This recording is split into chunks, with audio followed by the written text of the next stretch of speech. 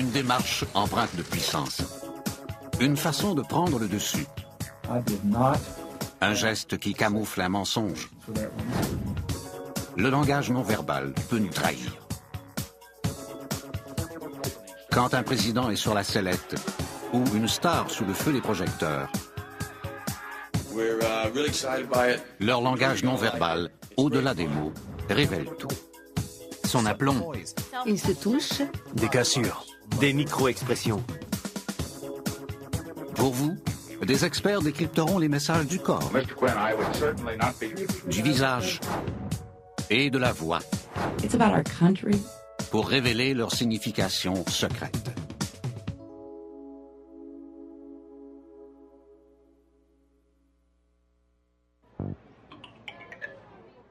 Dans notre monde, les paroles prennent toute la place. Chaque mot a son importance. Tomorrow, we begin again. Mais captons-nous tout le message? Selon des recherches, seulement 7% de la communication humaine passe par les mots. 93% de ce que nous communiquons est non-verbal. 93%, pensez-y. Le ton de la voix, le volume, la posture, la micro-expression du visage et les gestes que nous posons. Pourtant, nous attachons toute l'importance aux mots, soit 7%, et on ne devrait pas. Au-delà des mots se trouve l'univers fascinant de la communication non verbale. Le monde secret du langage corporel. Nous allons observer des politiciens, des vedettes sportives. Nous allons revoir de grandes figures de l'histoire.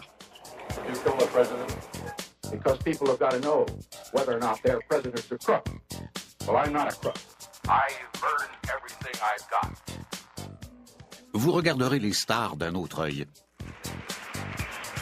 Vous verrez comment les personnalités publiques tentent de contrôler la façon dont nous les percevons. Et comment, malgré leurs efforts, parfois la vérité ressort. Whomever it might be, if the truth is told, then my name will be cleared and I can move on with my life. Si vous savez où regarder. Ce n'est pas ce que l'on voit, mais ce que l'on ne voit pas. On ne perçoit aucune colère. Nous vous donnerons les outils pour décoder les subtilités du langage corporel. On a un aperçu furtif de ce qui se passe réellement. Quand on peut lire le langage corporel, c'est utile chaque fois qu'on est en relation avec des gens.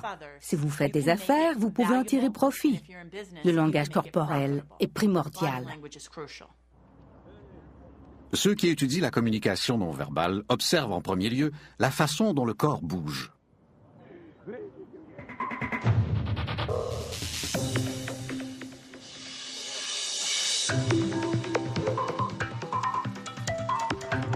À Camp David, le président Bush reçoit le président russe Vladimir Poutine. Vladimir Poutine sait qu'on le regarde en Amérique. Il sait aussi que son peuple le regarde. Il doit démontrer sa force.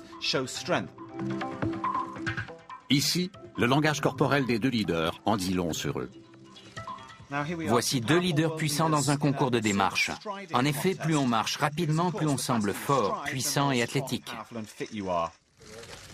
Mais il n'y a pas que la vitesse qui est éloquente.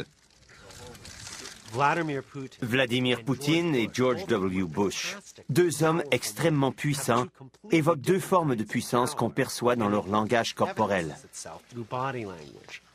Thank you all for coming. Vladimir Poutine a une espèce de puissance animale, celle d'un homme fort. Quand il marche, ses épaules sont en mouvement.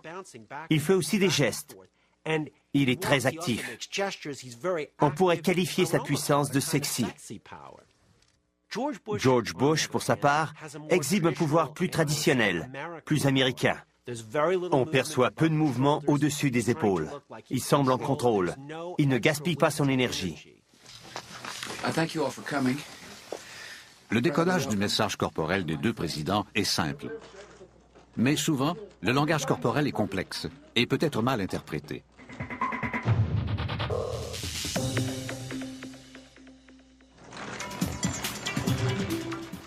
Le président Clinton mène les leaders israéliens et palestiniens Ehud Barak et Yasser Arafat devant les journalistes lors de négociations pour la paix. Tout le monde sourit, mais derrière cette bonhomie de façade, une lutte de pouvoir fait rage. En plaisantant, Clinton explique qu'ils ne répondront pas aux questions. We pledged to each other we would answer no questions and offer no comments. So I have to set a good example. Le langage corporel révèle la raison de cette décision.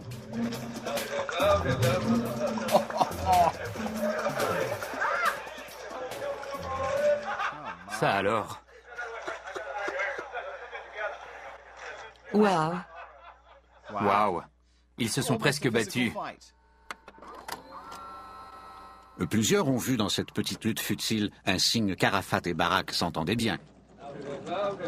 Ils avaient tort. Une signification est attachée au passage d'une porte. En Occident, si on fait passer quelqu'un devant nous, c'est un signe de politesse. Mais au Moyen-Orient, on y accorde une grande signification culturelle. L'hôte, celui qui a le pouvoir, dit qu'il est en contrôle en vous faisant passer devant, en vous indiquant le chemin. Si on tient compte de la peur et des tensions inhérentes aux négociations sur le Moyen-Orient, soudainement, le désir d'Arafat et de Barak de ne pas passer la porte en premier s'explique.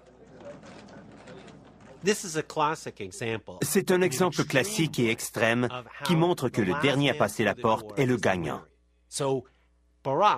Barak s'avance vers Yasser Arafat. Arafat lui prend littéralement le bras, se déplace et agite le doigt. Comme dans une arène de lutte, Barak en profite pour contourner Arafat afin de se retrouver derrière et l'agrippe littéralement par le bras pour lui faire passer la porte par la force. On voit la peur et une lutte de pouvoir se traduire dans le langage corporel par des mouvements très évidents. Arafat et Barak ne sont pas les seuls à accorder de la signification au passage des portes. Même lorsque des amis et alliés se rencontrent, des signes subtils révèlent qui commande. En 2003, le Premier ministre britannique Tony Blair reçoit le président Bush. Comme ils sont devant le 10 Downing Street, on s'attend à ce que Tony Blair manifeste un instinct territorial. Il est chez lui. Il devrait être aux commandes en ce qui a trait à la personne qui passe la porte en dernier. Pourtant, le Premier ministre Tony Blair accepte la supériorité du rang du président. Bush lui fait signe que la séance de photos est terminée et qu'il veut rentrer. Le président signe la chorégraphie. Bush entre en dernier. Avec sa main gauche, il pousse Blair vers l'intérieur. Il le force subtilement à entrer, ce qui signifie qu'il est aux commandes. Ils entrent et le président veut montrer clairement qu'il a l'avantage. En plus du symbole de propriété que constitue sa main sur le dos de Blair, il en rajoute pour montrer qu'il domine. Il lui donne 3 petites tapes dans le dos pour lui signifier qu'il est un bon petit garçon et que George W. Bush reste le patron. Prendre littéralement le dessus lors d'une poignée de main est un autre moyen de montrer son pouvoir.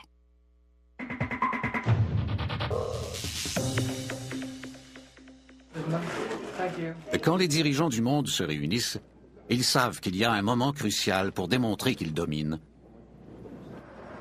La photo de la poignée de main. Ils cherchent toujours à être à gauche. En effet, si je serre la main de ce côté, qu'arrive-t-il? J'ai la position inférieure, je montre ma paume. C'est une position de vulnérabilité. Si je suis de l'autre côté, je prends l'autre par l'épaule. J'ai la main sur le dessus. Je prends donc le dessus. If someone's coming in to shake your hand like this, here's the nice solid handshake, it should be straight and firm. If it's not, and one person Janine Driver enseigne le langage corporel. it's kind of hard to dominate you. You're a powerful force. Elle croit que l'importance de l'impact visuel de la poignée de main a été remarquée en 1970 quand Elvis Presley a rendu visite au président Nixon à la Maison-Blanche. Sur la photo où l'on voit Nixon serrer la main d'Elvis Presley, Nixon a le dessus parce que sa main est sur le dessus. Comme maintenant les gens connaissent l'importance du geste, on les voit manœuvrer pour prendre la meilleure place.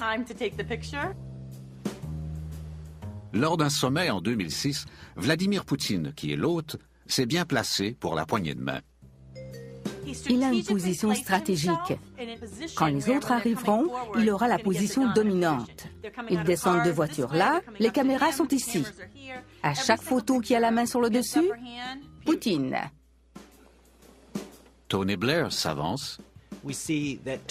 On voit que Tony Blair garde la main de Poutine dans la sienne. Il le prend en même temps par l'épaule, un signe classique pour démontrer son leadership. Un point pour Blair. C'est ensuite au tour du président Bush. George Bush arrive et se rend compte qu'il est du mauvais côté pour la photo. Quand il s'avance pour lui serrer la main, au lieu de simplement lui prendre la main et laisser Poutine lui prendre le bras, Bush pousse sur Poutine avec son épaule. Ainsi, Poutine ne peut pas utiliser son bras pour prendre celui de Bush. Ensuite, en se retournant, Bush donne une petite poussée sur le dos de Poutine. Poutine réplique pour ne pas perdre la face en donnant une petite tape sur le dos de Bush à son tour. Match nul, cette fois. Même assis, la posture des leaders du monde lance des messages flagrants. Voici une petite leçon de Franklin Delano Roosevelt. With President Roosevelt presiding, the historic conference began. En février 1945, Franklin D. Roosevelt, Joseph Staline et Winston Churchill se rencontrent à la conférence de Yalta. The Big Three, surrounded by the chiefs of staff, with their staffs and civilian officials, posed for the cameras in the patio of Lavatia Palace. Ils collaborent depuis 3 ans, mais la fin de la guerre approche et Roosevelt sait que tout va changer. Nous voyons 3 hommes puissants qui souhaitent dominer. Visuellement, Roosevelt se trouve au centre. Le personnage central nous semble toujours le plus important. Même lorsqu'il parle à Staline, il regarde de l'autre côté. Staline doit se pencher. Il doit suivre Roosevelt. C'est Roosevelt qui agit en leader. Le langage corporel de Churchill illustre l'affaiblissement de la Grande-Bretagne. Avec son dos voûté, Churchill ne semble pas être un participant à part entière. Roosevelt lui parle à peine, et Staline ne fait que le saluer en lui serrant la main. Churchill a les coudes ouverts, mais il tient son chapeau sur ses genoux pour couvrir ses parties intimes. On a le sentiment qu'il est vulnérable. On comprend comment chaque homme dirige son pays, comment ils interagissent entre eux et quelles sont leurs relations sur l'échiquier mondial. Ladies and gentlemen, the President of the United States. Le langage corporel d'un politicien peut facilement le trahir, surtout s'il est sur la sellette. Ladies and gentlemen, I welcome this opportunity tonight to meet with the managing editors of the nation's newspapers. Le 13 novembre 1973, la crise du Watergate est à son paroxysme. Le président Nixon tient une conférence de presse télévisée devant les rédacteurs en chef des journaux nationaux. Son langage corporel est révélateur.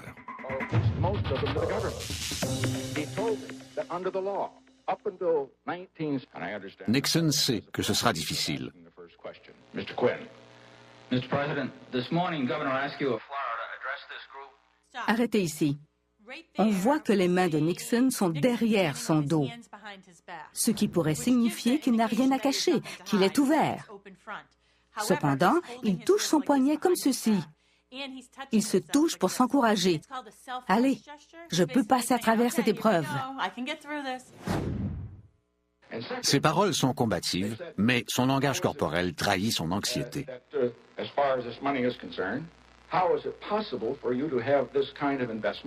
When all you earned was $800,000 as president.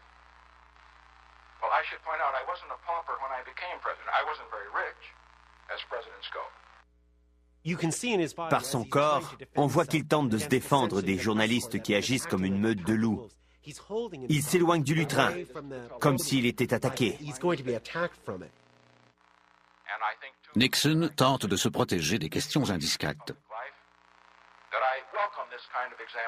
Because people have got to know whether or not their president's a crook. Well, I'm not a crook.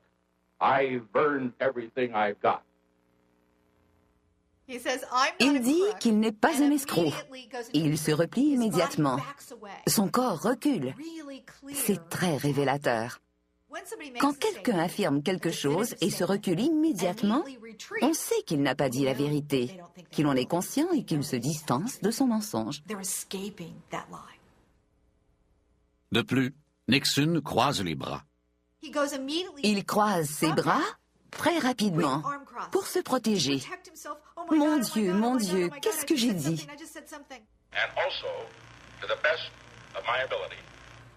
Là, il fait non de la tête. Souvent pendant cet échange, Juste là. le corps de Nixon montre qu'il est sur la défensive. Arrêtez. Regardez ça. Avec ses caractéristiques distinctives, le langage corporel de chaque personne est unique. Pour révéler les secrets du non-verbal, les experts s'appuient sur un processus analytique basé sur des normes.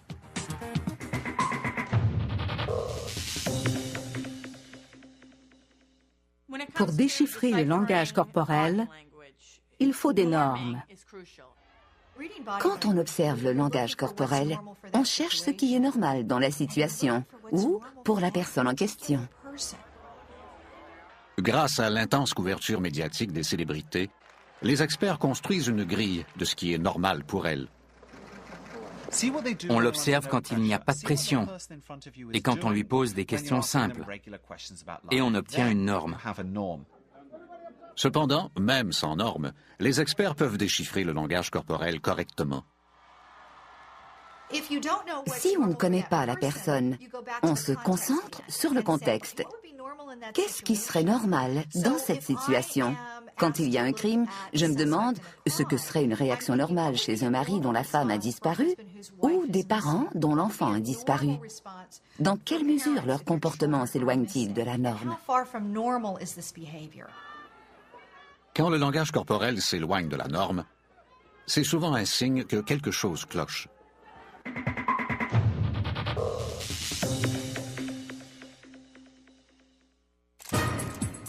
Britney Spears est un cas intéressant à étudier en raison de sa relation d'amour-haine avec les médias. Ici, Britney n'est pas très heureuse.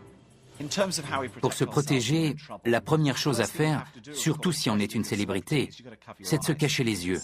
Si les gens voient vos yeux, ils voient votre âme. Britney porte des lunettes de soleil jour et nuit. Ces signes de détresse contrastent avec la Britney d'autrefois.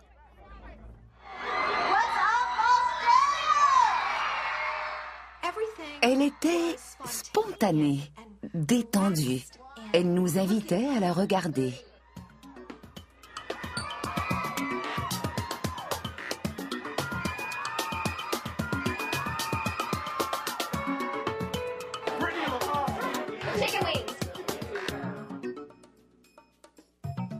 Maintenant, elle est perturbée et son langage corporel témoigne de sa perte de contrôle. Son langage corporel est défensif, alors qu'il était ouvert. Elle se replie et semble paniquée, alors qu'auparavant, elle adorait toute cette attention. Pour affronter les regards scrutateurs, les célébrités ont besoin d'aide.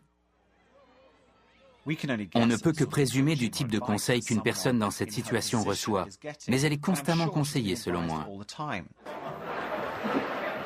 Elle n'est pas la seule. Prenons Paris Hilton.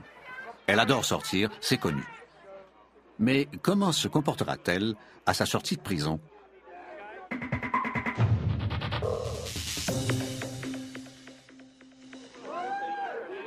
Lorsque Paris Hilton sort de prison à la nuit tombée, elle sait que le monde entier a les yeux braqués sur elle.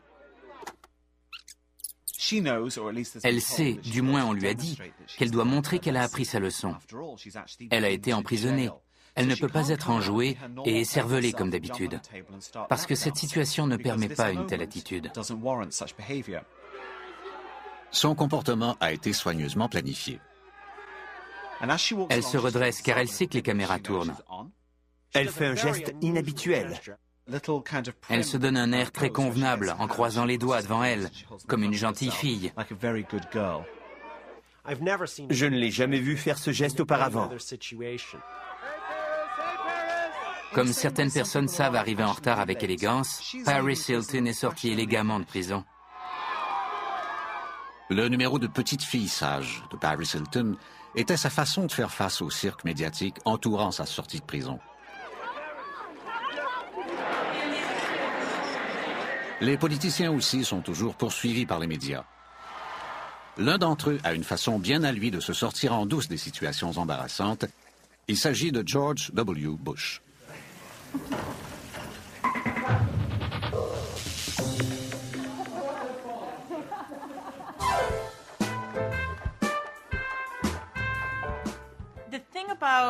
Quand Bush dit une bêtise ou commet une erreur idiote, il redevient un petit garçon.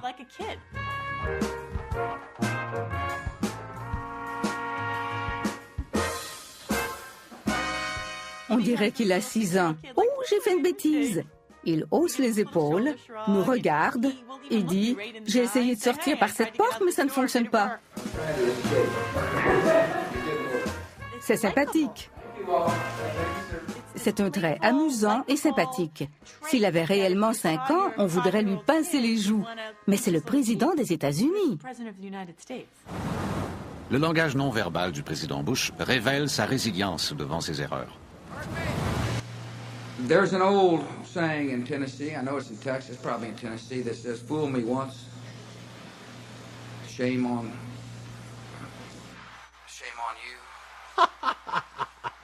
If fool me, you can't get fooled again." Voici un parfait exemple où George W. Bush est complètement perdu. Fool me once, Il fait une longue pause. shame on, Il sait que la suite est honte à lui. shame on you. Il sait aussi qu'il est perdu et qu'il ne sait plus comment terminer la phrase. Il penche la tête après avoir dit « Qui me trompe une fois ?» comme s'il s'attendait à recevoir des tomates. If fool me, you can't get fooled again. Il se relève et massacre la suite. « Trompe-moi et tu ne seras jamais plus trompé. If fool me, you can't get fooled again. » Il fait une longue pause pour évaluer s'il a fait un fou de lui. Puis il poursuit son discours. We've got to understand the nature of the regime we're dealing with. Le langage corporel est important, surtout si vous briguez la présidence des États-Unis. The facts are that he has said in the last week that he really liked the ideas of the Republicans over the last 10 to 15 years. Les politiciens comme Hillary Clinton et Barack Obama savent que les mots ne forment qu'une partie du message. Les électeurs sont aussi influencés par l'image qu'ils projettent.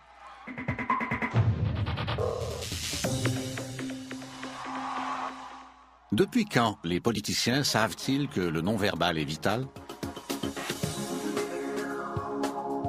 En 1960, le vice-président Richard Nixon et le sénateur John F. Kennedy font campagne pour devenir président. Cette élection deviendra un tournant dans la relation des politiciens avec leur image.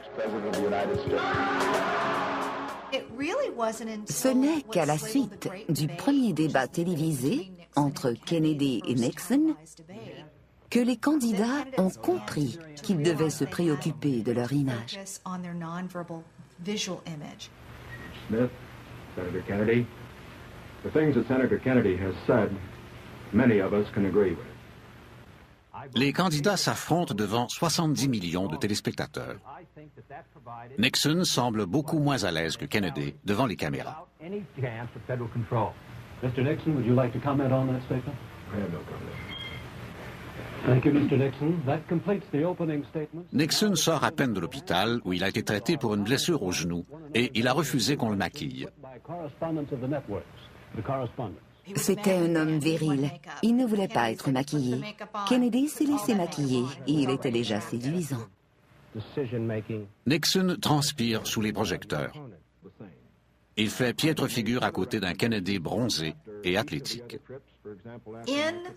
Après le débat, les sondages auprès des auditeurs de la radio, qui ne les avaient pas vus à la télé, ont donné Nixon gagnant haut la main.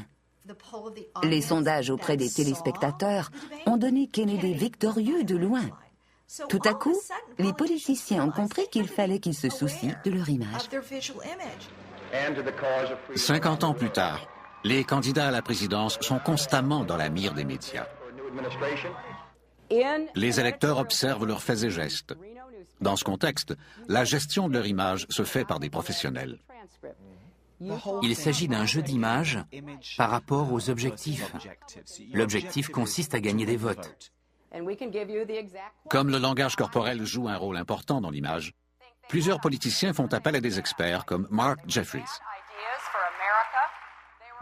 Quand on modèle l'image d'un politicien ou d'un autre individu, on lui demande quelle est la personnalité publique qu'il admire. Si c'est un homme, le nom qui revient souvent est George Clooney. L'acteur incarne le style, le charme et le charisme. Il n'est ni trop jeune ni trop vieux. C'est le modèle idéal. La formation des acteurs les amène généralement à exprimer un bon langage non verbal en public. Ils ont l'avantage sur les politiciens, qui doivent apprendre à marcher, à regarder, à sourire même. Est-ce possible de déceler des gestes appris dans le langage corporel d'un politicien?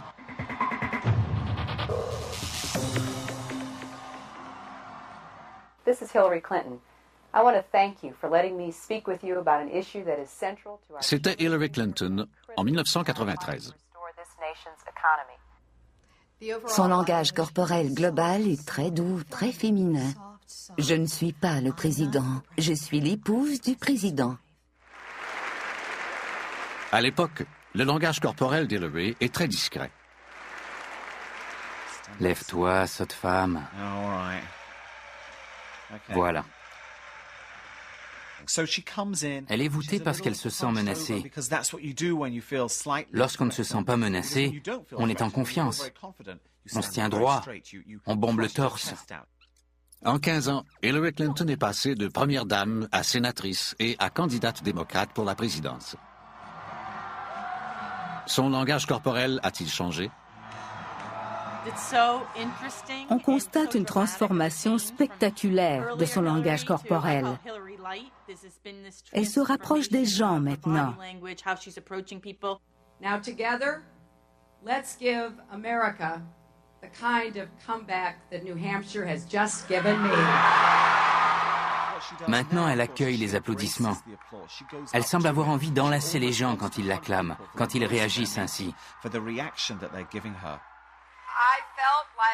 Quels gestes appris peut-on détecter chez elle? On détecte qu'une personne a appris ces gestes quand ils n'ont pas l'air naturels, quand le rythme est légèrement brisé, quand on peut dire « il pense » avant de faire quelque chose. Hillary a toujours l'air de penser avant d'agir. I am not going out there on my own. Mark Jeffries détecte également des gestes appris chez Hillary. Who believe as I do that this country is worth fighting for. Il faut créer l'illusion que le politicien est aimé par beaucoup de personnes. Sur une scène, il faut faire croire qu'il y a des gens qu'il connaissent personnellement et qu'il est content de les voir. Pour ce faire, le politicien pointe le public. C'est le seul moment où l'on peut utiliser les doigts. Bien sûr, le politicien ne connaît personne dans la salle. Ceux qui croient qu'on les pointe se demandent s'ils ont bien vu. C'est un jeu brillant. Lorsqu'on voit Hillary à la télévision, on a l'impression qu'elle connaît beaucoup de monde. Les politiciens connaissent l'importance du non-verbal. Mais quel rôle le langage corporel joue-t-il dans la vie quotidienne? Peut-il contribuer à une vente?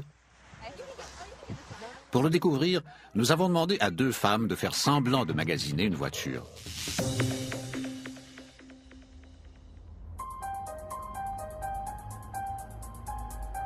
Nos acheteuses sont munies de caméras cachées pour que nos experts observent les vendeurs de voitures.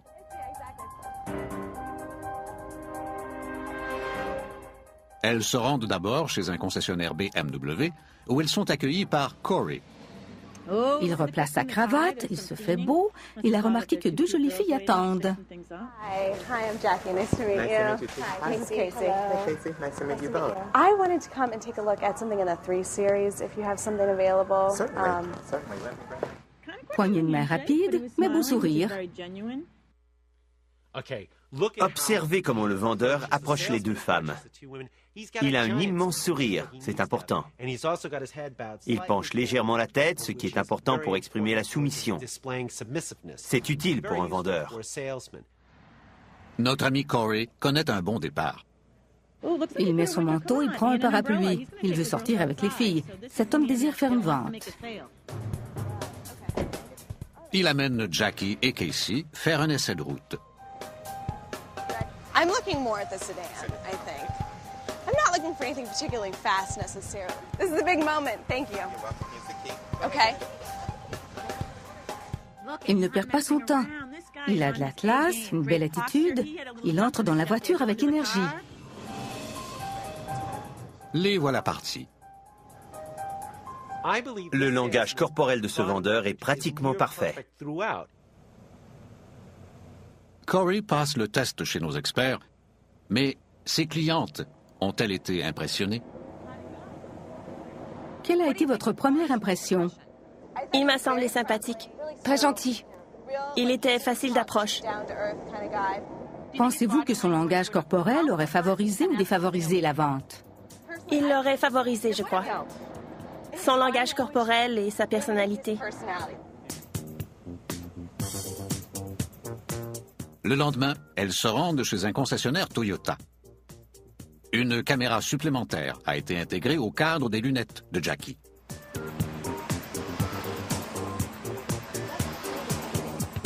This is Jackie. This is Jerry. Jerry, hi, Jimmy. So, Ce vendeur se distinguera-t-il de Corey?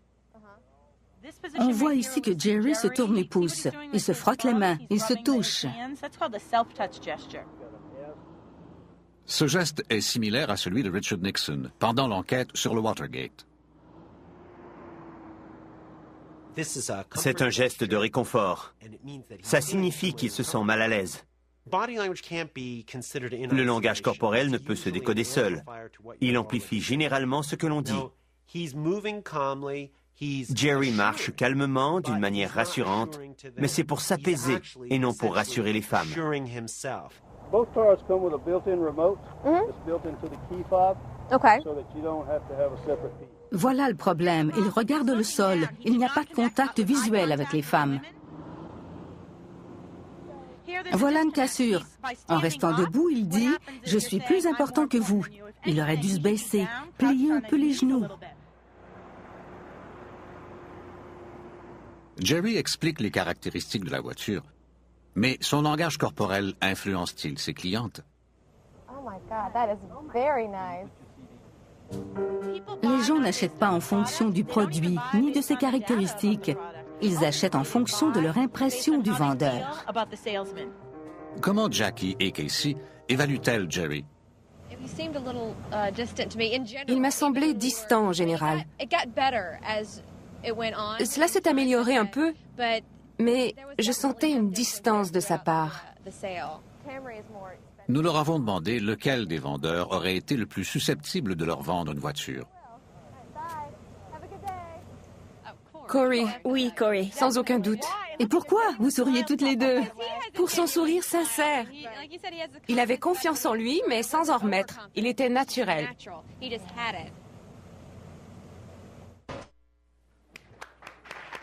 L'un des maîtres incontestés du langage corporel est l'ancien président Bill Clinton.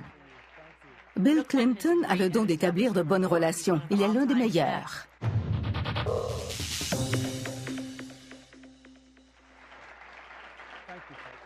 Dans cette émission télévisée enregistrée à San Diego en 1993, Bill Clinton montre ses talents. My own belief is that we do need more jobs, and that we do need jobs tied to Bill Clinton a les atouts charismatiques classiques, la séduction, la puissance, le charme. Il est dynamique parce qu'il est ouvert. Il se lance de front. Je n'ai rien à cacher, nous nous ressemblons.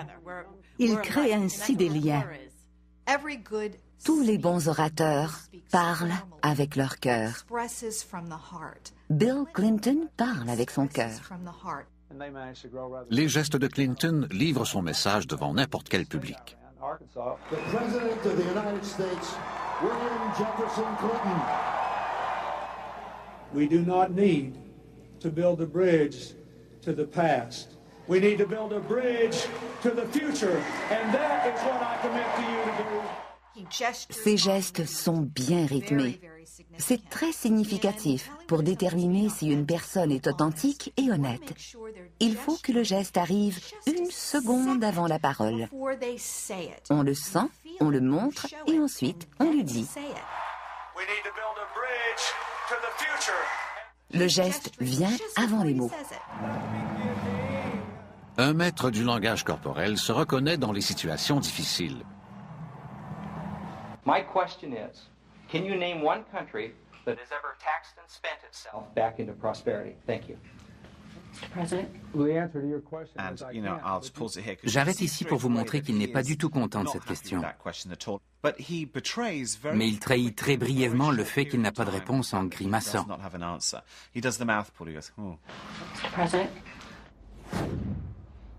The answer to your question is I can't, but you can't fairly characterize my program as that.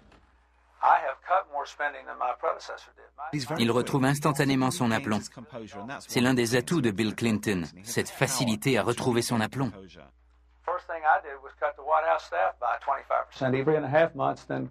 Comme Bill Clinton, Tony Blair a la réputation de toujours garder son aplomb en public.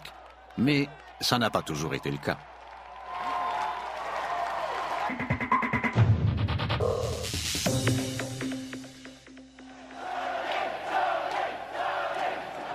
Tony Blair, sa femme et leurs enfants posent pour les caméras.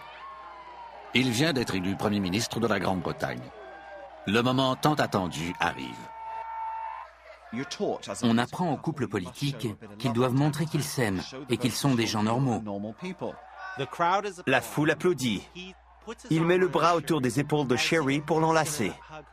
Sherry, qui se souvient de la leçon, veut l'embrasser.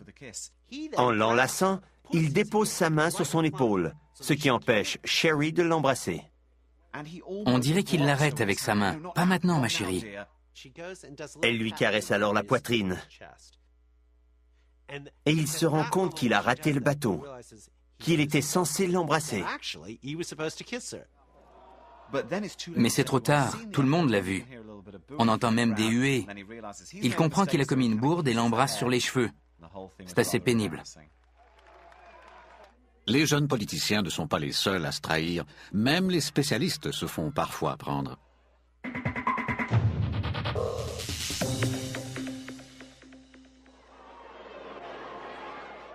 En 2005, pour la promotion d'un film, Angelina Jolie partage la scène avec Brad Pitt, qui vient de se séparer.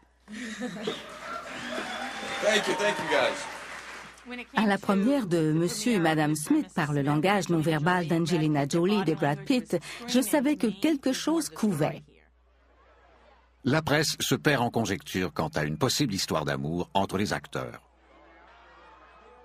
Brad Pitt dit quelques belles phrases et Angelina Jolie se métamorphose en princesse Diana. Elle regarde le sol, jette un coup d'œil à Brad et baisse les yeux à nouveau, comme si elle disait « Prends soin de moi ». C'est une technique de séduction. Pour moi, c'était clair qu'il se passait quelque chose.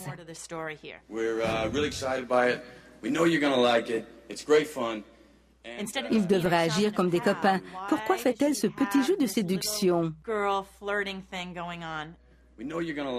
Quelques mois plus tard, on apprend qu'ils forment un couple.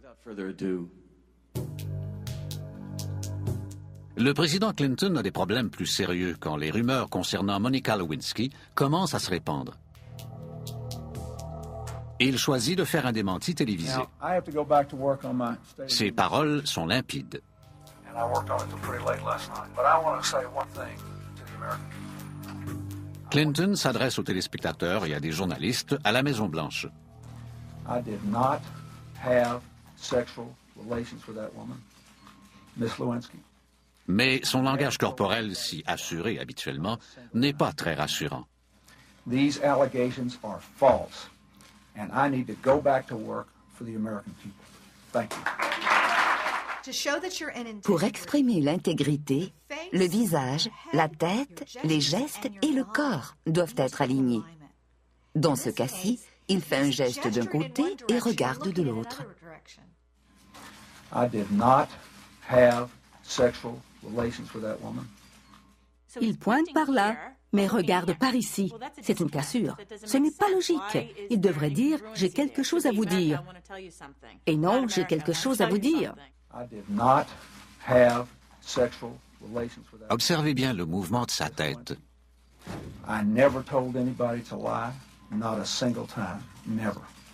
Jamais, jamais. Sa tête fait non. Mais elle ne le faisait pas quand il disait ne pas avoir eu de relations sexuelles. Même s'il tente de contrôler son langage corporel, la vérité transparaît.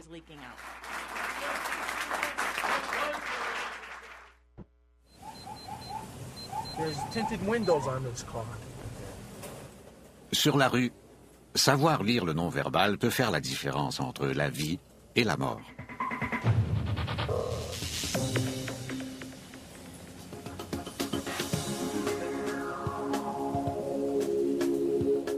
En patrouille, ces policiers évaluent constamment les individus en fonction de leurs gestes et de leurs expressions faciales. Je vois une personne dans la voiture. Depuis le début de ma carrière, la première chose que je regarde, ce sont les yeux. Les yeux ne mentent pas. Vous pouvez mettre les mains dans vos poches ou vous asseoir sur une chaise, mais vos yeux ne mentent pas. Le décodage du langage corporel est un aspect important de la formation des policiers. How you sit, how you dress, how you walk tells me who you are. Whether you're a wolf or a sheep. Ex-officier du renseignement de la marine, Frank Marsh forme des policiers du New Jersey. In the Western world, what happens when a man gets in your face like this? What's about to happen? We're about to fight. In the Middle East, this is how they talk. They'll even argue like this. In fact, Marines were getting in trouble because as the Arabs would get in front of their face, the Marines would hit them, and down they drop. And the Arabs would stand up and go, "Why'd you hit me?" "Because you got in my face." With Americans, if you get in a male's face, it's what? It's a challenge to fight. So pay attention to someone's body language. Les agents Jones et Rucci patrouillent à Mount Vernon, au nord de la ville de New York. Je le prends. C'est un feu rouge. Un feu rouge, c'est bon.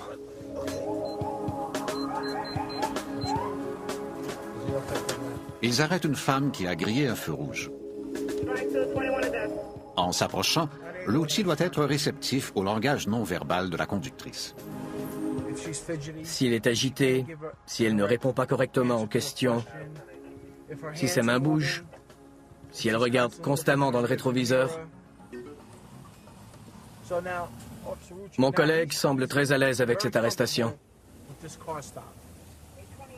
Les policiers ont appris à la dure que si leurs antennes pour décoder le langage corporel ne sont pas déployées en tout temps, les choses peuvent mal tourner.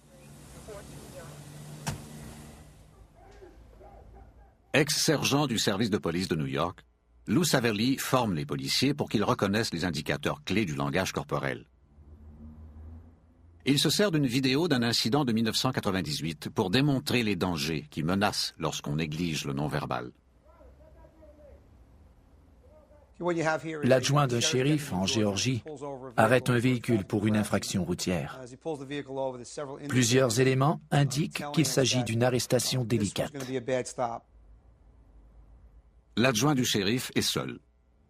Dès que le véhicule s'arrête, Le conducteur ouvre la portière, ce qui signifie qu'il veut attaquer le policier ou qu'il cache quelque chose à l'intérieur. On sait tous qu'on doit rester dans le véhicule lorsqu'on se fait arrêter. Le conducteur sort du véhicule. Première alarme. Le policier lui demande de venir vers lui, mais il hésite. Il n'est pas prêt à faire ce que le policier lui demande. Il a un plan, une autre indication qu'il s'apprête à attaquer le policier. Il sort et referme son manteau. Donc quelque chose le rend nerveux. Les mains dans ses poches peuvent signifier que la situation le rend nerveux, qu'il devient agressif ou qu'il y cache quelque chose. Deuxième alarme. Le conducteur est sorti et il a mis les mains dans ses poches. Deux signes de danger. L'adjoint du shérif sort de sa voiture pour parler au conducteur. Il sautille pour tenter d'intimider le policier. Il lui montre qu'il ne l'écoutera pas, qu'il n'a pas d'autorité sur lui. Avant de terminer sa petite danse, il tape des mains. C'est l'un des derniers indices que quelqu'un est sur le point de se battre. On tape des mains pour que le sang circule et on attaque. Et c'est exactement ce qu'il fait. Une échauffourée éclate hors caméra et avant que le policier puisse l'arrêter, le conducteur retourne dans son véhicule. Il semble chercher quelque chose. Le conducteur a une arme.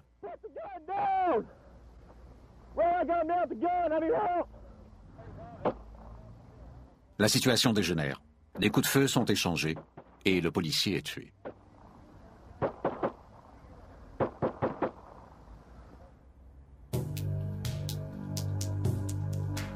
Cet incident horrible est l'un des exemples que Savelli utilise pour sa formation sur le non-verbal.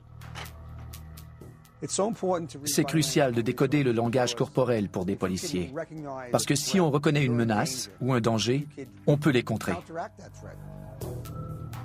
C'est la chose la plus importante à enseigner aux policiers. C'est plus important que l'autodéfense, le maniement des armes ou les tactiques. Ils doivent percevoir qu'ils sont menacés. Sur la rue, un policier peut s'appuyer sur des subtilités du langage corporel pour deviner des comportements criminels. Il y a plusieurs façons de dissimuler une arme. Par exemple, quand ils voient des policiers, ils se mettent de biais pour cacher le renflement de l'arme. Une autre façon de dissimuler une arme, c'est de faire gonfler son chandail ou son manteau pour la cacher. Aussi, si j'ai l'intention de prendre mon arme, j'ouvrirai le pouce pour relever mon chandail. Ma main remonte, le pouce d'abord. Je lève le chandail pour prendre l'arme. Inconsciemment, je sais que j'ai besoin du pouce pour retirer mon arme. Se tourner, faire gonfler, ouvrir le pouce. Ces indices signalent un danger potentiel à ceux qui les détectent.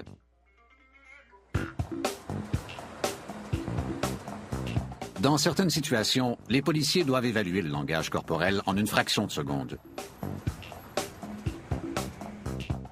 Quand Savelli était à New York, il luttait contre les trafiquants de drogue avec l'agent Paul Rossi. Notre équipe faisait faire des achats dans le quartier par un agent d'infiltration. Ensuite, on arrêtait les revendeurs. C'est une opération appelée achat-arrestation. L'agent achète la drogue et l'équipe appréhende le revendeur. Cette fois, le revendeur s'enfuit vers ce coin de rue. On était là-bas, il a couru vers le coin et on l'a poursuivi. On l'a vu entrer dans ce magasin de loin et on l'a suivi. On est sorti de la voiture pour le suivre. On savait que le revendeur de drogue vivait dans le coin. On connaissait bien le quartier. On l'a vu tourner le coin et ensuite, Lou? J'ai vu son dos dans ce cadre de porte. On est entré directement ici. En entrant, j'avais déjà sorti mon arme. Un homme derrière le comptoir pointe son fusil sur eux. Je me suis caché comme je le pouvais. Lou est arrivé de l'autre côté. Lou et Paul s'apprêtent à tirer. Lâche ton arme, lâche ton arme. Lou est arrivé. Quelque chose chez cet homme nous disait qu'on n'était pas en danger. Sa façon d'agir et de tenir son arme Même si sa tête restait fixée sur Paul, il regardait ailleurs. Il ne nous voulait pas de mal. Il s'agit d'un commis effrayé. J'ai entendu l'arme tomber par terre. Avec ses yeux et son langage corporel, il nous disait que notre homme était à l'arrière. On y est allé et on a arrêté leur vendeur de drogue. Le tout n'a duré que quelques secondes. Saverly sait que s'il n'avait pas lu en une fraction de seconde le langage corporel du commis, il l'aurait tué.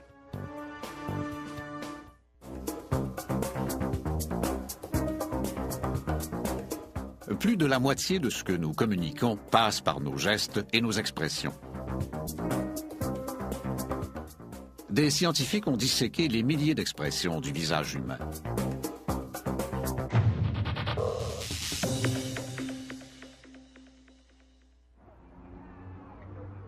Pour comprendre ce que le visage raconte, il faut apprendre à décoder les expressions communes à tous les humains.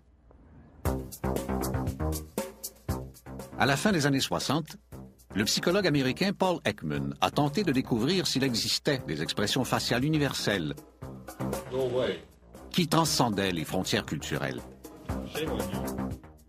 Paul Ekman est le Bouddha du langage corporel. Ekman a mené une étude célèbre qui comparait les expressions faciales d'émotion chez des habitants de la Papouasie-Nouvelle-Guinée et du Japon avec celles d'Occidentaux. Son équipe demandait à des volontaires de reproduire les expressions correspondantes à une émotion et les filmait. Ekman a découvert qu'il y avait 7 expressions faciales universelles d'émotion. La joie, la tristesse, la colère, la peur, la surprise, le mépris et le dégoût. Ces expressions sont communes à nous tous, qu'on ait 6 ou 66 ans, qu'on soit iranien, japonais ou américain. Elles se manifestent de la même façon. Ekman a ensuite poursuivi ses recherches. Il a développé un système d'observation des muscles faciaux, des mouvements entre tel muscle et tel muscle pour obtenir un sourire, par exemple. Il a caractérisé ces mouvements afin d'élaborer une sorte d'alphabet, afin que les scientifiques puissent communiquer entre eux pour décrire exactement les mouvements faciaux des individus.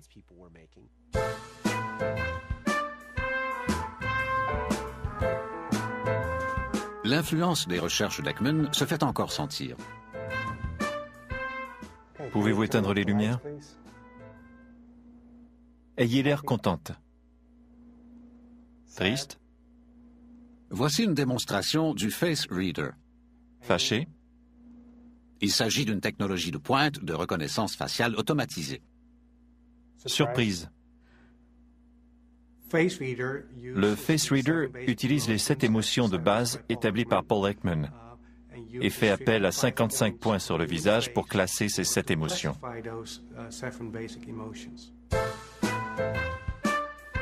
Le Face Reader cartographie les interactions complexes des muscles du visage. Ces graphiques colorés représentent le type d'émotion exprimée. On accorde à chaque expression une valeur selon le degré de joie, de tristesse, de colère, ainsi de suite. Cette technologie est employée dans plusieurs domaines. Pour les études sur la consommation, on étudie la réaction des gens devant des aliments. En marketing, on examine la réaction des gens aux publicités. Ces systèmes de reconnaissance sont aussi utilisés dans les aéroports pour la sécurité. Contente?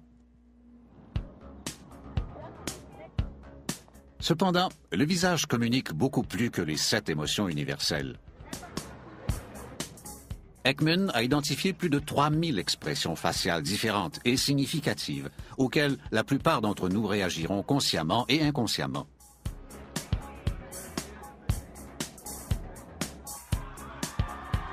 Les politiciens connaissent l'importance du non-verbal et font appel à des conseillers pour peaufiner leurs gestes. Mais des études démontrent qu'ils devraient aussi s'attarder aux expressions faciales.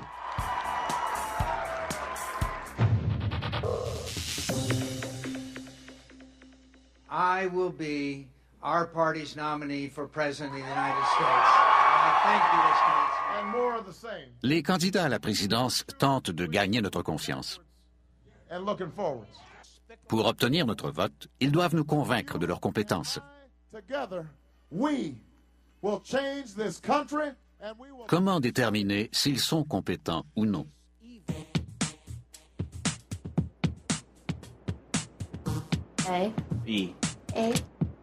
Nous avons demandé à l'université de Georgetown de refaire une expérience menée à Princeton en 2005.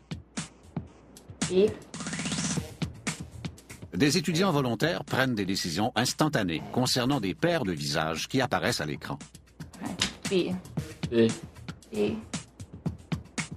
La tâche des étudiants consiste à déterminer, parfois en moins d'une demi-seconde, lequel des deux est le plus compétent. On est si sensible aux expressions faciales qu'on se sent capable de poser des jugements aussi rapides. Même quand les étudiants ont plusieurs secondes pour choisir, ils ne modifient pas leur décision initiale. Cependant, ils ignorent qu'il s'agit des photos de candidats au Sénat et au Parlement aux élections de 2002 et 2004.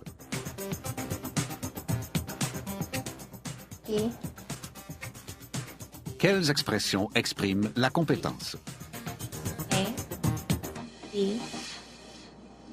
Un sourire sincère. Quand je vois un beau sourire. S'ils ne souriaient pas, je ne les trouvais pas aussi compétents. D'autres expressions ont-elles influencé les étudiants? Je recherchais une personne authentique qui n'a pas subi de transformation. Le contact visuel. Le regard franc. J'avais tendance à choisir les visages les plus stoïques. Une constante se dégage dans les choix des étudiants.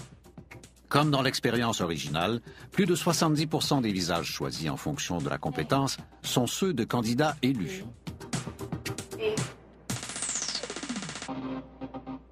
Ces résultats semblent indiquer qu'au moment des élections, l'expression sur le visage d'un politicien constitue un facteur important dans notre choix. Nous sommes programmés pour comprendre environ 3000 expressions faciales, mais on peut glaner encore plus d'informations si on est un expert. Il faut un œil aiguisé pour détecter ce qu'on appelle les micro-expressions. Les micro-expressions jaillissent de notre état émotionnel sans qu'on ait le temps d'y penser. Par exemple, pendant que vous parlez de quelque chose de joyeux, votre visage devient très triste. Mais seulement pendant une demi-seconde. Votre expression redevient tout de suite joyeuse. C'est très rare, mais quand on le détecte, c'est que la personne cache quelque chose. Voici Arnold Schwarzenegger pendant sa campagne pour devenir gouverneur. And so what I want to say to you is that yes, that I have behaved badly sometimes. Yes, it is. Il répond à des allégations d'inconduite sexuelle. Mais ces expressions faciales confirment-elles ces mots empreints de regret? J'aime regarder ce type de discours, image par image, pour voir les micro-expressions.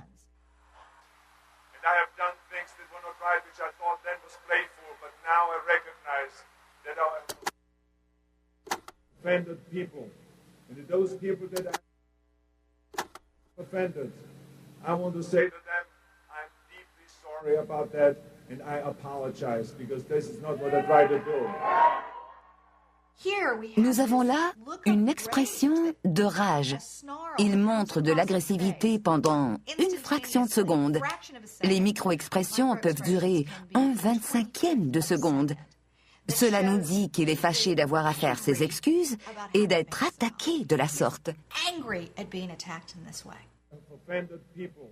Au ralenti, la micro-expression peut être isolée.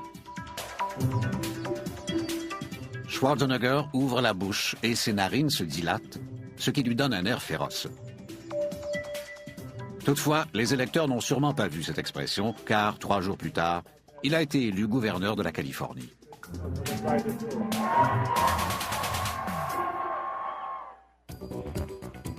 Les habitués des médias croient parfois qu'ils peuvent nous duper.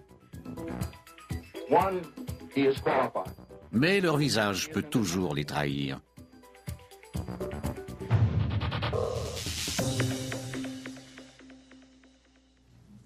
En 2004, la star de l'athlétisme, Marion Jones, organise une conférence de presse à la suite d'accusations de dopage. Good morning. First of all, I'd like to thank everybody for coming out today on such short notice. L'agence antidopage américaine, la USADA, mène une enquête sur l'athlète. To begin, I wanted the world to have an opportunity to hear from me. J.J. Newberry dirige un institut scientifique en Californie. Il apprend aux gens à détecter les signes sur les visages qui indiquent qu'ils mentent peut-être.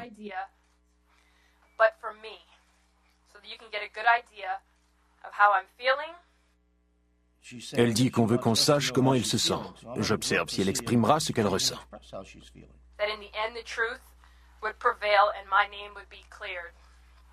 However, the events of the last several weeks have led me more in sadness than in anger. M'ont rempli de tristesse et non de colère. Pourtant, elle ne montre ni tristesse ni colère. Qu'est-ce qui manque ici? Si on vous accusait d'une faute que vous n'avez pas commise, seriez-vous triste ou fâché? Moi, je serais en colère.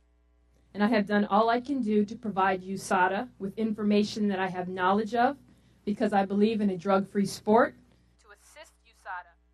Newberry cherche les micro-expressions qui contrediraient ce que Marion Jones dit et révéleraient ses véritables sentiments. Ses sourcils pointent vers le haut. Ses sourcils qui montent expriment la peur et aussi la surprise. Les deux se confondent. Si elle disait la vérité, on verrait plutôt les sourcils descendre, parce qu'elle serait fâchée puisqu'elle est faussement accusée.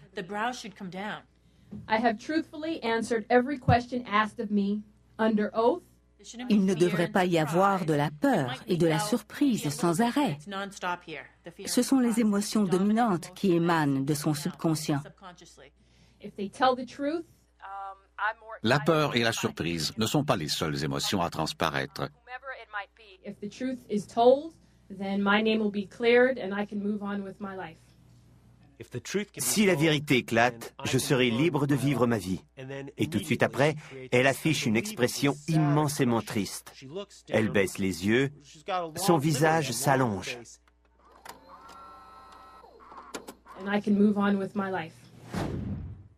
Le bref épisode de tristesse sur le visage de Marion Jones est ce que les experts appellent une cassure. Il s'agit d'expressions qui semblent contredire ce que la personne dit ou ce à quoi on s'attend comme comportement dans une situation donnée. Ça nous indique qu'il faut chercher plus d'informations. Est-ce de la culpabilité ou autre chose? À l'époque, on n'aurait pas pu trancher. Pour Newberry, la cassure la plus flagrante est l'absence d'une émotion précise. Ce n'est pas ce que l'on voit, mais ce que l'on ne voit pas. On ne perçoit aucune colère.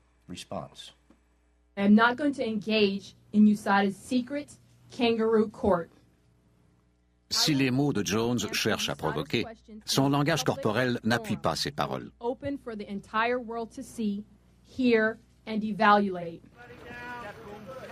3 ans plus tard, coup de théâtre. Elle sort du tribunal pour parler aux médias après avoir été jugée coupable d'avoir menti sous serment à des agents fédéraux. And so it is with a great amount of shame that I stand before you and tell you that I have betrayed your trust. Ça me bouleverse encore d'en parler. C'est ce qui arrive quand les gens sont authentiques. Ils nous transportent à leur niveau de douleur, de colère ou de peur. Quand elle dit la vérité, Marion Jones est beaucoup plus détendue.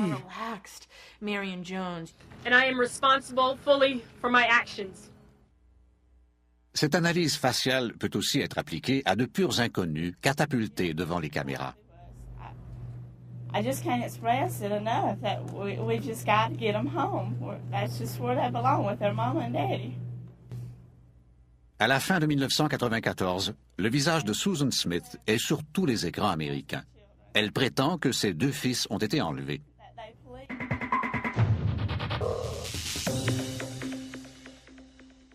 I'm J.J. Newberry a vu l'appel télévisé de Susan pour leur retour. Peu après, elle admettait avoir tué ses enfants. C'était évident pour nous avant la confession. Tout le monde peut dire ça après l'événement, mais nous l'avions mentionné avant. Qu'est-ce qui lui a mis la puce à l'oreille? D'abord, on a remarqué qu'elle n'avait pas de larmes. Elle faisait semblant de pleurer. I want to say to my babies that your mama loves you so much. And your daddy... Les yeux, les oreilles, le nez et la gorge sont interconnectés. Quand on pleure, des réactions physiologiques s'opèrent. Les sinus s'enflent, le nez coule, on avale et les larmes jaillissent. On ne voit aucune de ces réactions. I would like to say to whoever... Le message de Susan Smith est truffé de cassures. On ne voit aucun stress sur son front. Elle ferme les yeux. Elle pense à ce qu'elle va dire ou à ce qu'elle a fait, je ne sais trop. Tout ce que je sais, c'est qu'il y a des cassures.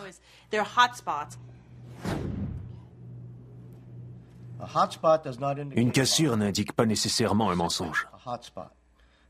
C'est une réaction émotionnelle qui nous signale qu'il faut creuser un peu ce sujet en particulier.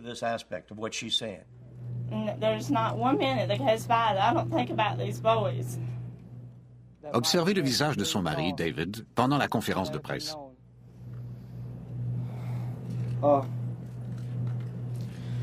We ask that you continue to pray for me and my wife and for our family. But most of all, that you continue to pray the American public, continue to pray for Michael and Alex. Si Susan semble faire semblant, le visage de David paraît plus sincère. Pas besoin d'être un expert en langage corporel pour voir que quelqu'un ressent une émotion. On le sent. Ses émotions et ses expressions sont plus cohérentes que celles de sa femme. Rien ne se passe sur le front de Susan Smith. Les sourcils de son mari descendent. Il est habité par le stress. Sa mâchoire est tendue. Il est bouleversé.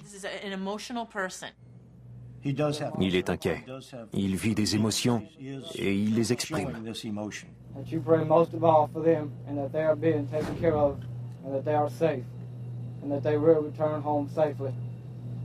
Le signe était évident. Il fallait ouvrir les yeux et décrypter son langage corporel.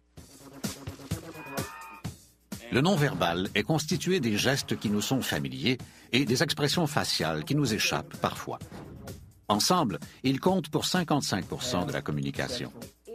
Toutefois, une portion cruciale, soit 38% du message, passe par la voix.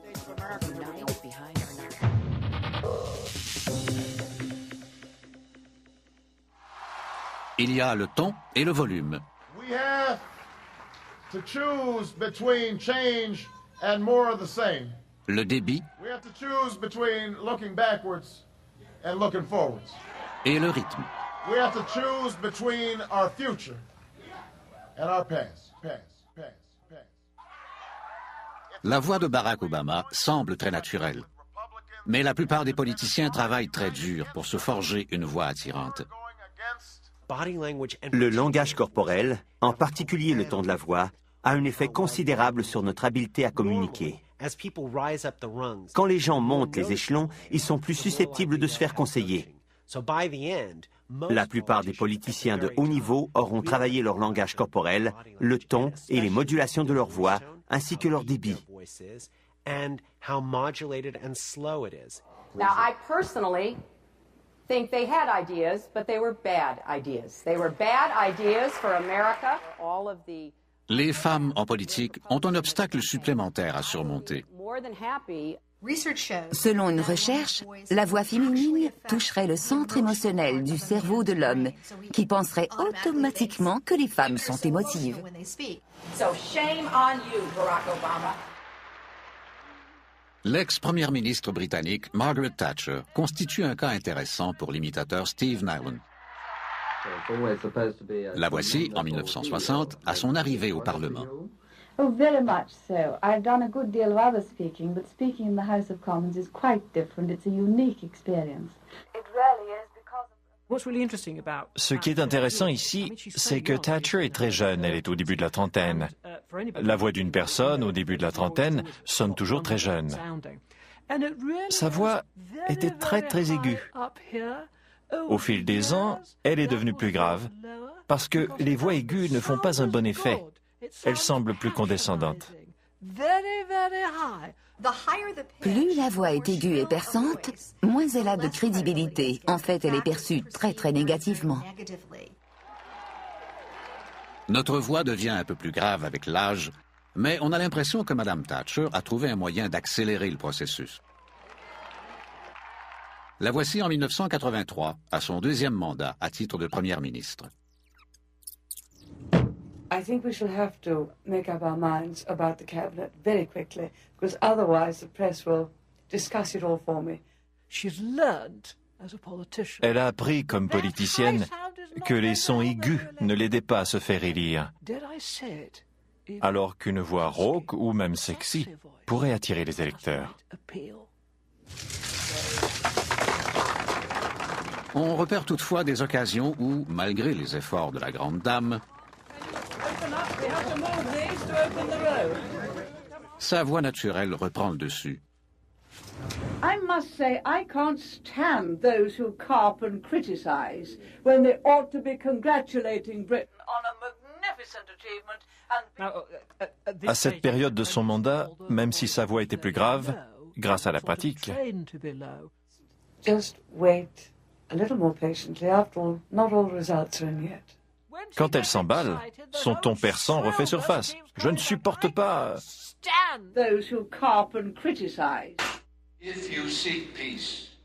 Pour atteindre les sommets en politique, il faut savoir ponctuer un discours. If you seek liberalization, come here to this gate. Mr. Gorbachev, open this gate.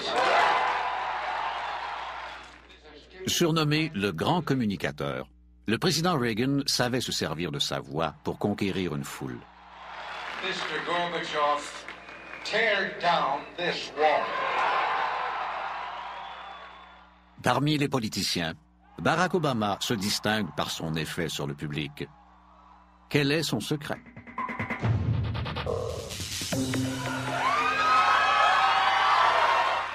Thank you, Iowa.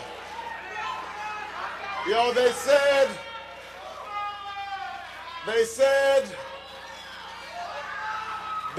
this day would never come. Obama se sert de sa voix et de son corps pour incarner la dignité. Et il obtient une réaction formidable. La mélodie de sa voix stimule les gens. Ils se laissent porter par le rythme des mots. Ils ont l'impression qu'ils en font partie. Il s'agit d'une grande habileté oratoire. They said our sights were set too high. La cadence et le rythme sont envoûtants. Il parle sur un rythme semblable à celui des prédicateurs baptistes. They said this country was too divided. Il y a une résonance incroyable dans sa voix. Quand il dit « on disait », c'est comme s'il y avait de la réverbération. Sa voix monte en crescendo. Il commence ici, il monte là, puis il fait une longue pause. Ensuite, c'est l'apogée. We are one nation. We are one people. And our time for change has come. C'est tellement puissant que ce qu'il dit n'a pas vraiment d'importance. Sa voix communique ce que l'on doit ressentir par rapport à ce qu'il dit. Les mots sont sans importance. On peut même ne plus se rappeler le message lorsqu'il a terminé. Mais on a ressenti quelque chose de très très fort.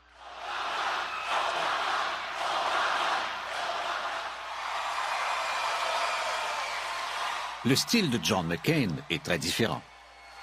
I didn't just tell you what the polls said you wanted to hear. I didn't tell you what I knew to be false. I didn't try to spin you. John McCain utilise sa voix pratiquement à l'opposé de Barack Obama. Ici, McCain fait un discours après avoir remporté les primaires du New Hampshire en 2008. I just talked to the people of New Hampshire. I talked about the country we love. Il lit son discours. Ses yeux sont presque toujours baissés. Les mots sont donc très importants pour lui. Il a une voix un peu nasillarde, une voix de tête et un petit accent. Il agglutine ses mots. On dirait qu'on a affaire à une espèce de vendeur ou à un technicien.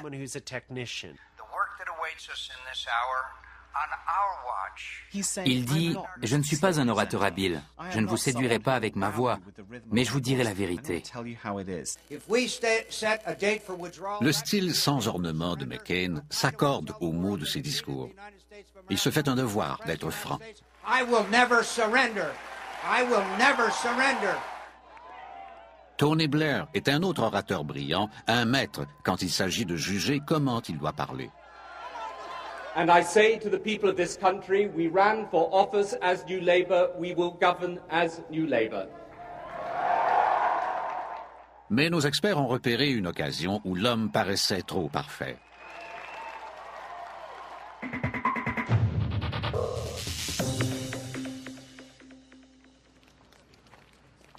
Le matin du 31 août 1997, Tony Blair vient d'apprendre la mort de la princesse Diana.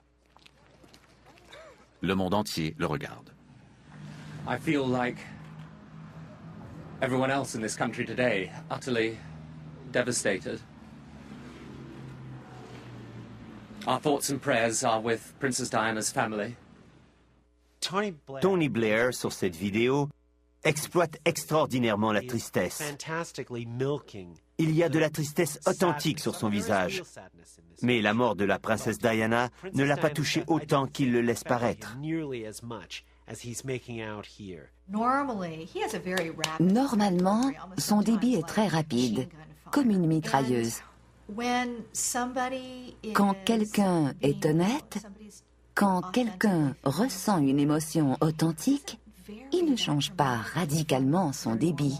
Le débit de Blair semble ici d'une lenteur étudiée. In particular, her two sons, the two boys.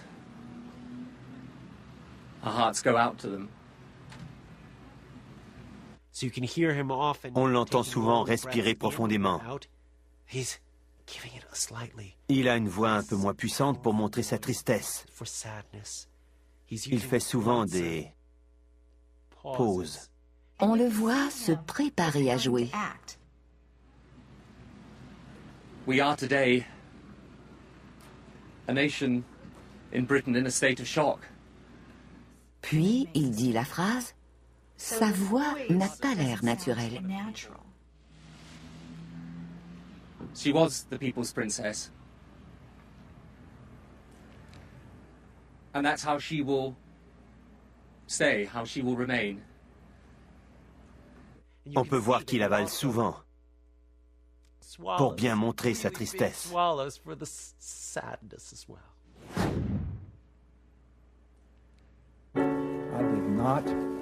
Comme d'autres aspects du langage corporel, la voix s'avère parfois difficile à contrôler. Elle peut nous trahir, surtout en situation de stress. And so it is with a great amount of shame. This is very personal for me. En 2008, à la veille des primaires du New Hampshire, on a dit qu'une réponse d'Hillary Clinton avait changé le cours de la campagne. As a woman, I know it's hard to get out of the house and to get ready. And my question is very personal. How do you do it? I couldn't do it if I just didn't, passionately believe it was the right thing to do.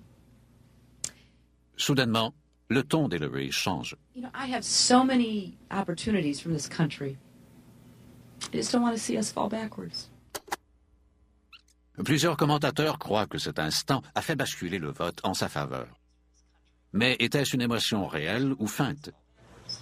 This is very personal for me. It's not just political, it's not just public. I see what's happening. And we have to reverse it. And some people think elections are a game. They think it's like who's up or who's down. It's about our country. It's about our kids' futures. And it's really about all of us together. C'est difficile de trancher. À ce stade de la campagne, on reprochait à Hillary d'être un peu froide. Elle devait prouver qu'elle était une femme, qu'elle pouvait exprimer ses émotions. And some people think elections are a game. They think it's like who's up or who's down. It's about our country. Sa voix baisse. Elle casse même un peu sur le mot « élection ». Sa voix commence à se briser. Si vous écoutez seulement sa voix, on l'entend se casser et se briser. Beaucoup de politiciens se sont exercés à faire cela au moment opportun. Dans ce cas-ci, on entend que c'est authentique. Certains ne partagent pas cet avis. It's about our country. It's about our kids' futures. Si j'étais cynique et que j'avais appris à pleurer à Hillary, je dirais que c'était le bon moment. Le langage corporel est un tout. Les gestes, les expressions faciales et la voix. Que se passerait-il si on retirait les éléments visuels? Arriverait-on à décoder les messages secrets de la voix? Nous avons réalisé une expérience pour en avoir le cœur net.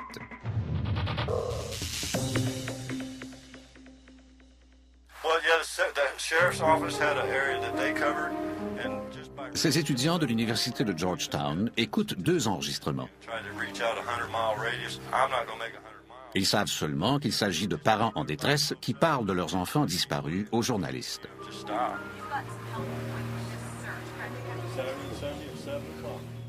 D'abord en Floride, en mars 2005, Mark Lunsford parle à des journalistes des recherches pour retrouver sa fille Jessica, disparue depuis 3 semaines. I have confidence in my sheriff's department, and I truly believe in my heart that my daughter is coming home. I just don't know when. Sometimes it's a little hard to swallow, but you just swallow it and you keep searching because that's what she wants me to do. Malheureusement, ces recherches seront vaines. Quelques jours plus tard, on découvrira que sa fille a été assassinée par un homme de la région. L'enregistrement suivant est celui de Susan Smith, de la Caroline du Nord, qui prétend que ses 2 fils ont été kidnappés.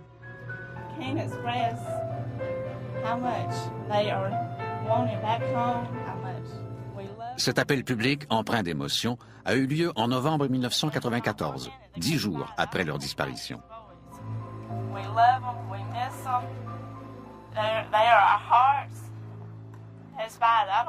Plus tard, ce jour-là, elle avouera les avoir tués.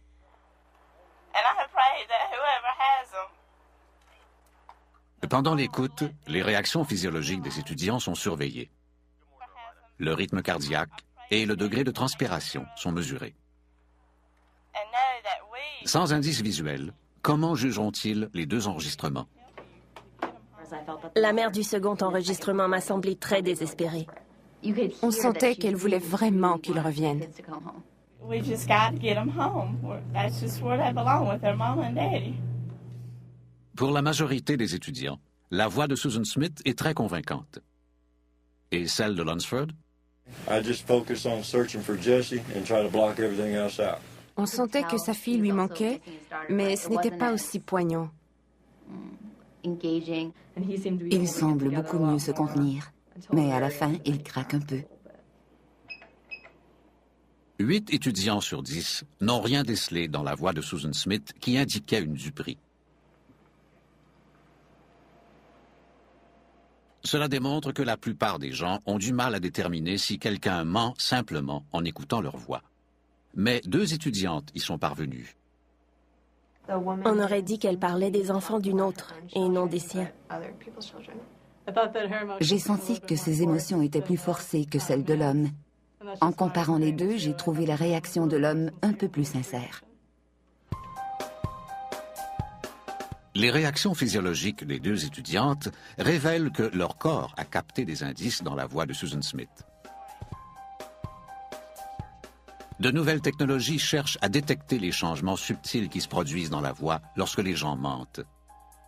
Mais sont-elles fiables?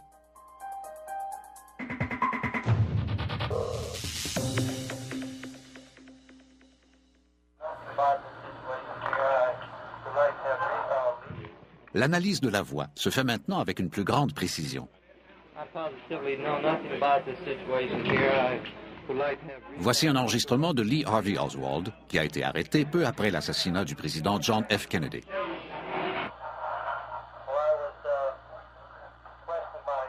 Lynn Robbins, présidente de Voice Analysis Technologies, étudie la voix d'Oswald avec un outil utilisé par plus de 70 services de police et agences fédérales. Le LVA analyse les couches de voix. Le cerveau communique avec le larynx. On ne peut pas contrôler ça. C'est difficile d'apprendre à tromper cet appareil. En fait, c'est impossible de le tromper.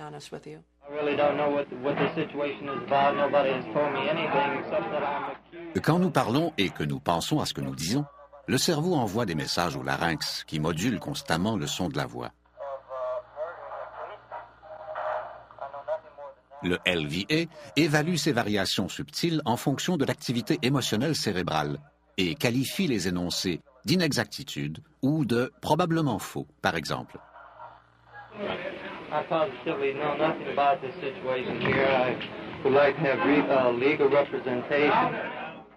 À mesure que Lee Harvey Oswald parle, les diverses catégories d'activité mentale identifiées par l'appareil reçoivent une valeur numérique qui apparaît à la droite de l'écran.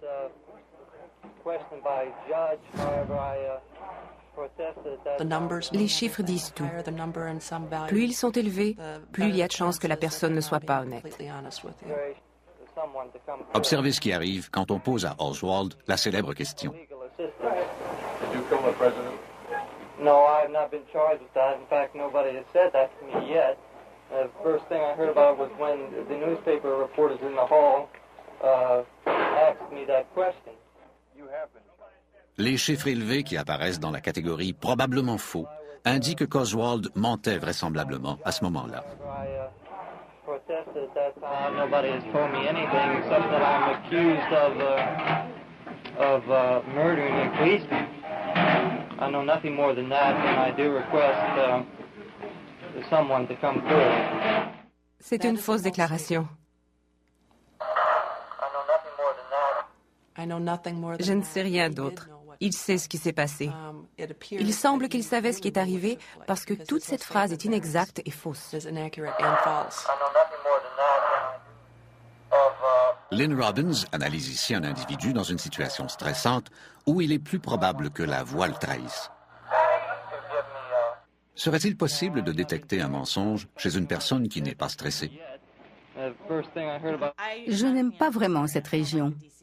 Notre experte Janine Driver agira comme cobaye en répondant à des questions personnelles. J'ai 2 sœurs, elles ont des enfants, j'ai vécu avec Kaylin pendant 1 an. Toutes les réponses sont vraies jusqu'au moment où elles abordent le sujet de l'université. J'ai cherché l'université la plus éloignée de Waltham, au Massachusetts. Peu importe le lieu, j'y serais allée. Le lieu était important pour vous. Réellement? Oui, c'était important pour vous. Le LVA repère la réponse fausse de Janine. Tout comme chez Oswald, une modification révélatrice de la voix a été détectée. Je préfère la montagne à l'océan. Pourquoi est-ce si stressant? Ça indique que c'est stressant? J'ai très peur des requins. Je ne nage jamais dans l'océan. Le film Les Dents de la mer m'a traumatisée. Je trempe à peine mes orteils dans l'océan. Voyez mon langage corporel, je me frotte les mains. L'appareil détecte une réaction de stress.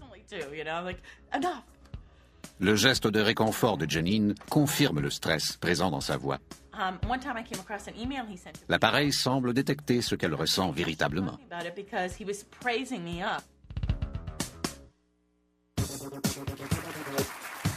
On s'attarde aux mots quand les gens parlent.